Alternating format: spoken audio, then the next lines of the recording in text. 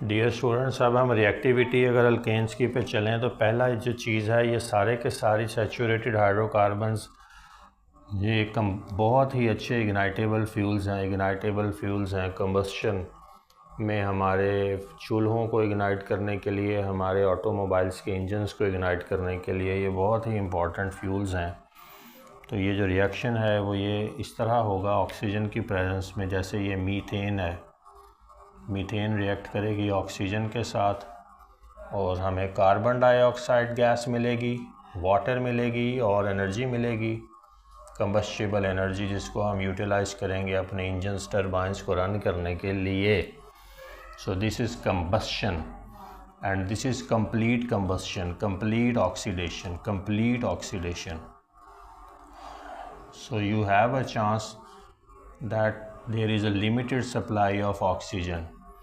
So when there is a limited supply of oxygen, then the products of combustion will be different. It will be an incomplete oxidation. So incomplete oxidation में जो हमें products है वो भी different मिलेंगी, और एक product जो है इसमें वो कार्बन ब्लैक है और वाटर है।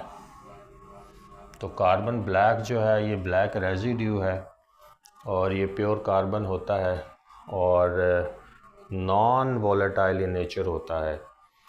जैसे कि हमारा कोल से मिलने वाला कोल टार है वो भी कार्बन ब्लैक है, कोक जो है वो भी कार्बन ब्लैक है। तो बेसिकली इनसे जो हाइड्रोकार्बन्स हैं दूसरे, वो या तो नॉन फंक्शनल हो चुके होते हैं या एक्सट्रैक्ट कर लिए जाते हैं। कार्बन ब्लैक जो है एक कार्बन का एक रेजिड्यू है। तो पॉइंट ये है कि इनकम्प्लीट ऑक्सीडेशन के नतीजे में कार्बन ब्लैक भी मिलती है। मिक्सचर ऑफ आपको हाइड्रोकार्बन्स मिलते हैं। इसके साथ आपको हो सकता है एल्डिहाइड भी मिल जाए, इसके साथ हो सकता है आपको कार्बोक्सिलिक एसिड भी मिल जाए, इसके साथ हो सकता है आपको कोई अल्कोहल भी मिल जाए। तो इनकम्प्लीट ऑक्सीडेशन में वेरिएबल प्रोडक्ट्स मिलते हैं, जिनमें से मैंने कुछ के नाम लिखे हैं: कार्बन ब्लैक, एल्डिहाइड्स, एसिड्स यानी कार्बोक्सिलिक एसिड्स और अल्कोहल्स। दूसरी किस्म का रिएक्शन जो अल्केन्स देते हैं वो सब्स्टिट्यूशन रिएक्शन है, और सब्स्टिट्यूशन रिएक्शंस सिर्फ अपर एटमॉस्फेयर में डियर स्टूडेंट्स देंगी अल्ट्रावायलेट रेडिएशंस के प्रेजेंस में, वरना ये सैचुरेटेड हाइड्रोकार्बन्स हैं। सिंगल बॉन्ड होता है कार्बन कार्बन के दरमियान भी, कार्बन हाइड्रोजन्स के दरमियान भी सिंगल बॉन्ड सिग्मा बॉन्ड है। स्ट्रॉन्ग बॉन्ड होता है ये कोवलेंट। यहाँ पे इलेक्ट्रॉन्स को तोड़ना किसी भी अटैकिंग स्पीशी के लिए आसान नहीं है। सिर्फ अपर एटमॉस्फेयर में क्लोरीन के साथ, स्पेसिफिकली हैलोजेंस में क्लोरीन के साथ, क्योंकि क्लोरीन अपर एटमॉस्फेयर में मौजूद है इन अबंडेंस, यहाँ पे ये क्लोरीन के साथ रिएक्शन करके क्लोरीन जो है अल्ट्रावायलेट रेडिएशन की प्रेजेंस में दो रेडिकल्स में टूटेगा, और ये जो फ्री रेडिकल्स हैं ये हाईली रिएक्टिव होते हैं क्योंकि ये अनस्टेबल हैं अनपेयर्ड इलेक्ट्रॉन की वजह से। तो यहाँ पे फिर जब हैलोजेंस आएंगी इसकी प्रॉक्सिमिटी में, इन फ्री रेडिकल्स की प्रॉक्सिमिटी में, तो फिर जो है एक रिएक्शन की चेन बनेगी, प्रोपगेशन होगी और सारी की सारी हाइड्रोजन्स एक एक करके सब्स्टिट्यूट होती रहेंगी। अब ये मीथेन है, ये अपर एटमॉस्फेयर में मिसाल के तौर पर इसकी प्रॉक्सिमिटी में आ गई यूवी रेडिएशंस की प्रेजेंस में अगेन, तो फिर आप मिथाइल का रेडिकल यहाँ जनरेट होगा और साथ HCl हाइड्रोजन क्लोराइड मिलेगी, और इस तरह से अब ये मिथाइल का रेडिकल मॉलिक्यूलर क्लोरीन के साथ रिएक्ट करेगा उसी अपर एटमॉस्फेयर में जहाँ ये सब कुछ मौजूद है, और हमें मिथाइल क्लोराइड मिलेगा और साथ फिर क्लोरीन का रेडिकल जनरेट होगा।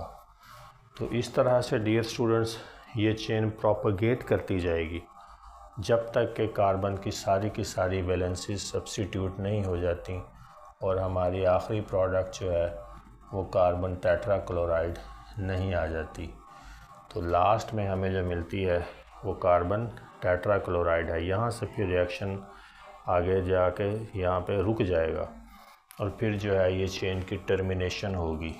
तो जो टर्मिनेशन पॉइंट है, टर्मिनेशन पॉइंट जो है उसमें हमें रेडिकल्स को ख़त्म करके दिखाना है, यानी कि क्लोरीन के रेडिकल्स आपस में मिलके क्लोरीन गैस बन गए मॉलिक्यूलर।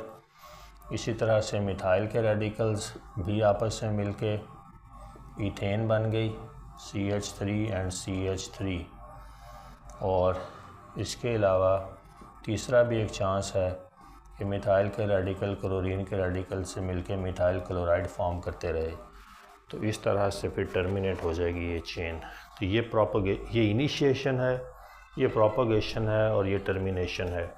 तो जनरली जिस तरह से इसको दिखा दिया जाता है वो ये है कि मीथेन ने क्लोरीन से रिएक्ट किया UV रेडिएशंस की प्रेजेंस में और CH3Cl फॉर्म किया साथ हाइड्रोजन क्लोराइड।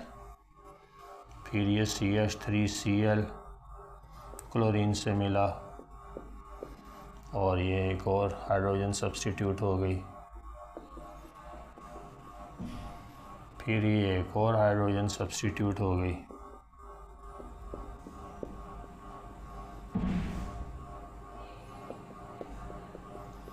और फाइनली जो है वो